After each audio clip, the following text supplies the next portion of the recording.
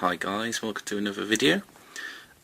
This is basically an update on one of my last videos for Sisters of Battle, which was dealing with flies. Now that 7th edition has come out, there's a few small changes, so I thought I'd address them. So my last video is basically still up to date with the changes. So I should state to begin with that everything I said in the last video pretty much still applies.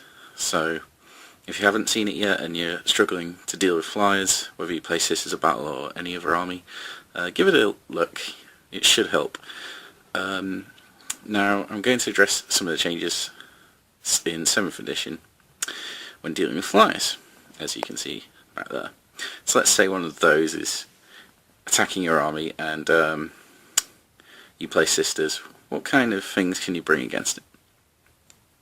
So the first thing to cover is basically these changes to Skyfire and Interceptor rules. Now, not a lot of people have realised this yet, but the rule for Interceptor has changed so that it no longer grants you full ballistic skill when shooting at a ground target. So what this means is for your fortification upgrades, such as the quad gun and the Icarus las cannon with Skyfire, even though they have the Interceptor rule as well, they are only snap firing against ground targets. Now, Skyfire does mean that they get to shoot at skimmers with full ballistic skill, which may still help you, but in general, you can have a much harder time in justifying the cost of like 50 points for a quad gun, when it literally can only really work against flies. And of course, with the buffs to vehicle damage these days, flyers are harder to take out as it is. So things have got worse basically for Sisters of Battle when taking dedicated anti-air. That doesn't mean there's nothing you can do. Basically it just means you need to seriously think about the need for Skyfire in your list. So what to do? Well, taking the changes into effect, the obvious thing really is if you have no dedicated Skyfire, play mysterious objectives, because they are in the rules in the missions. They're in the new mission types of Maelstrom of War as well. Play with mysterious objectives. If there's going to be 6 objectives on the board, there's a good chance that one of them is going to be a Skyfire objective. That will help you a lot, especially now that everything is scoring, which means they can all use it. This means your Exorcist could have Skyfire. This also means your Dominions could have Skyfire with Ignor's Cover Melter. So there's plenty of options, really. So use them. That's what they're there for. Make sure you play with the full amount of rules, or you're just gimping yourself. Okay, the next thing is basically prioritising targets. Now, the changes to Jink actually benefit us in a way. What this means is someone who wants to Jink must declare before the rolls to hit are made that they're going to Jink, and this means they're snap firing next turn. So even though Jink has grown more powerful in that it's now a 4 cover save instead of a 5 up, they have to declare it before you roll to hit, which means even though you're snapshotting, you know, they can't, like say if you got a lucky hit with a melter, they can no longer say, right, I'm jinking and get that cover save. It's too late then. That means the damage of your melter gets to go through.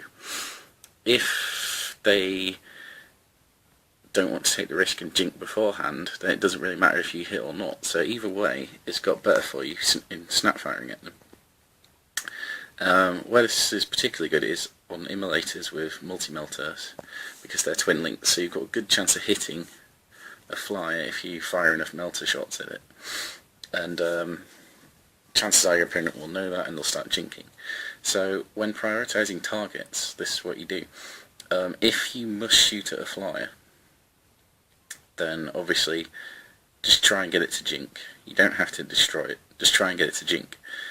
If it jinks, then the flyer's output of damage is severely lessened. There is one exception where this can be dangerous, and that is against the Necron Night Scythes. And the reason for this is basically that they want to be jinking every turn if they can, because they have a twin-linked gun that every time they roll a 6 to hit gets 2 automatic extra hits.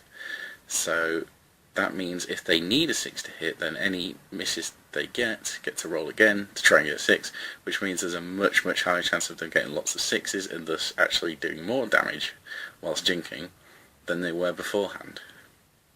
So one thing to watch out for there. But in general, if you can make a fly jink, then that takes it out for a turn. And since flies are on such borrowed time anyway, in that they can only come on at turn 2 at the earliest, making it waste a turn by jinking is actually very effective.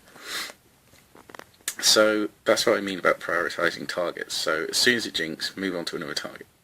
Now the thing is, you really have to ask yourself, do you need to destroy that flyer in the first place? Generally, no. Generally there will be other targets that are more important than the flyer. This isn't always true, and if this isn't true, then obviously follow the advice I've just said. But if it is true, then don't worry about the fly. Just do your best to ignore it and deal with it at a later date. Now, one of the new tactical objectives is to actually destroy a flyer of one of your opponents to get a victory point.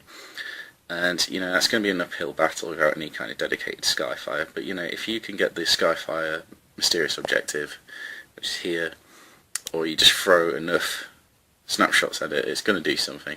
And the odds are you aren't going to destroy it, in which case you could always discard that objective. But if you do, yeah, you got lucky. But it's good.